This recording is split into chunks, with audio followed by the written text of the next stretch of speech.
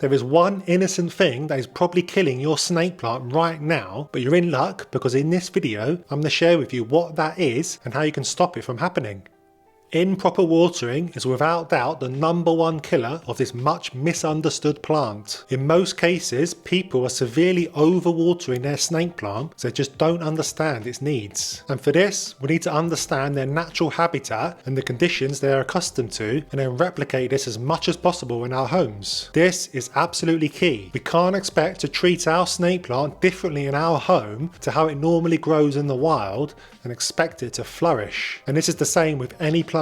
So where does it grow and what does it normally experience? Well, they are native to West and West Central Africa and are accustomed to dry tropical climates. They can be found growing in dry, sandy, rocky soils in countries like Nigeria, Cameroon and Tanzania. Essentially, they've evolved to live in environments where there is not much rain. They're highly drought tolerant. They regularly experience long periods of drought for many weeks or months, followed by a large tropical rain that fully hydrates them. And this is exactly what we should be doing in our homes, letting the soil dry out before giving them a good drink. If you are watering this plant every weekend, then I'm afraid you are slowly killing it. I let my snake plant dry out for many weeks before giving it a drink. Any sooner than this, and I start to see the key overwatering signs that are so common with this plant. The first of which will be a general yellowing and fading of the leaves, accompanied by a mushiness when gently squeezed. You'll also see some wilting and droopiness of the leaves, and in some cases completely bending over. This happens because the leaves have drawn too much water from the saturated roots and are becoming sick. The roots just don't want to be constantly wet, which is what happens when you water weekly and never let the soil dry out. Constantly wet roots have a high chance of developing root rot, which would be a disaster for your plant. Root rot happens when roots are starved of oxygen from oversaturated soil. They turn black, die, rot, and then start to smell foul. Take the plant out of its pot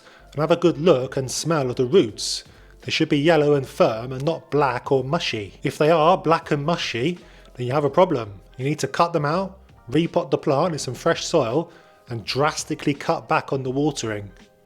Don't fall into the trap of hearing the dangers of overwatering and never water your snake plant. They do still need water. Because we should water this plant infrequently, it's easy to fall into the out of sight, out of mind mindset and forget it exists in our home. I must admit, I've fallen into this trap a couple of times on my plant and I've forgotten to water it for a few months. It didn't mean the downfall of my plant, and it shouldn't yours. They are very resilient. But regularly pushing the limits too far will probably lead to its eventual downfall. So what does underwatering look like? It's very hard to judge just by the soil because of their drought tolerance. Just because the soil is dry does not necessarily mean it's dehydrated. It's best to look at the leaves. A dehydrated snake plant will have thin, wrinkly leaves. And it makes sense really. They behave similar to a succulent or cacti and store lots of water in their thick, long leaves. This is exactly how they survive for long periods without water in the sandy slopes of West Africa. If you go too long without watering it, the leaves will start to deplete of water, shrivel and turn wrinkly. But this won't be an overnight thing, it will be a gradual process. The more dehydrated the plant is, the wrinklier the leaves will look until it completely gives up the ghost and dies.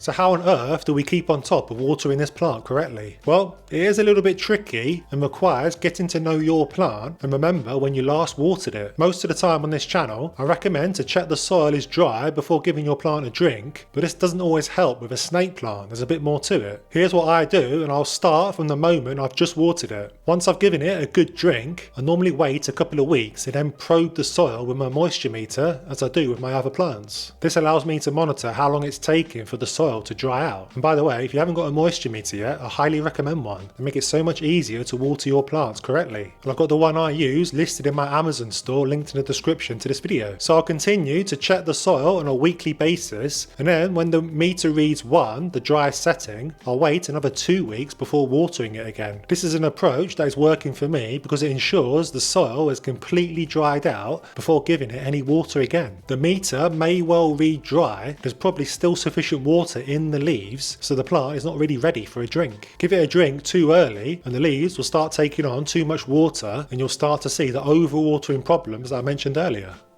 You might be watching this and now have worries about how much water to give your snake plant when you do come to water it. You might be thinking you should only pour a little bit of water into the soil so that the roots don't get too wet and prevent the leaves from turning mushy. This is actually the opposite of what you should do. Your priority here should be to get all the roots fully hydrated, and this means saturating the soil fully with water. Take your snake plant over to your sink area and pour water over the soil as many times as you like. You need to get every last nook and cranny of the soil as wet as you can. You can't give it too much water at this point, it's impossible, so have no worries about overwatering. Overwatering only means you are not letting the soil dry out in between watering. Doesn't mean you're giving it too much water. Pouring only a little bit of water onto the soil will mean that half the roots will get a drink while the other half will remain dry, and this will lead to a very unhappy plant.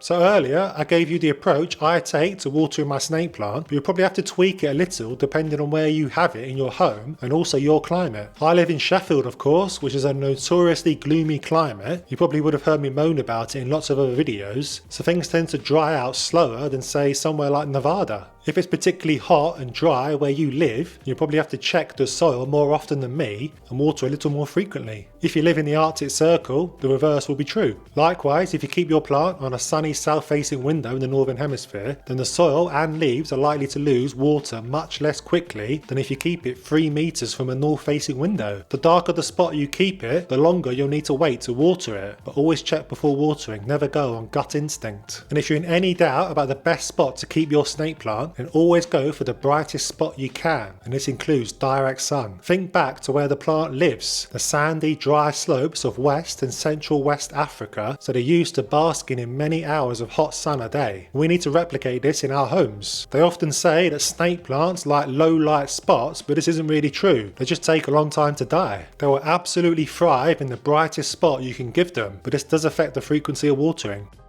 Overwatering issues also occur for this plant when we keep them in inappropriate soil. Compost or garden soil retain moisture for too long, so we need a mix that is very free draining. A free draining soil allows water to flow through and it prevents roots sitting in stagnant water, and this is key for healthy roots. My usual mix for houseplants is a very simple recipe of 5 parts compost to 2 parts perlite, but for snake plants I would up the perlite to something like 4 parts. This replicates the rocky soils they naturally live in, and if you're unsure what perlite is, then let me tell you, it's plant gold. It's a super porous, light volcanic rock that's added to soil mixes to increase air and help with drainage. Adding perlite to my houseplant care arsenal has really taken my game to the next level. And again, I've got perlite listed in my Amazon store. You may be experiencing lots of issues with your snake plant, such as narrow leaves and slow growth, that are not linked to watering problems. In this video here, I go over all the common problems with this plant and how to fix them, so you really don't want to miss out if you want to have amazing snake plants in your home.